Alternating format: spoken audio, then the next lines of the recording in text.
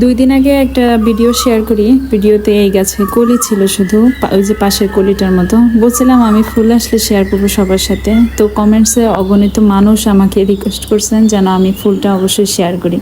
কারো কারো কমেন্টস এমন ছিল আমি সাথে সাথে ফুলের ছবিটাও শেয়ার করে দিছিলাম, কিন্তু ভিডিওটা শেয়ার করা হয় নাই। এই তো ফুল চলে আসছে দেখেন, তাও একটা না, একসাথে দুইটা।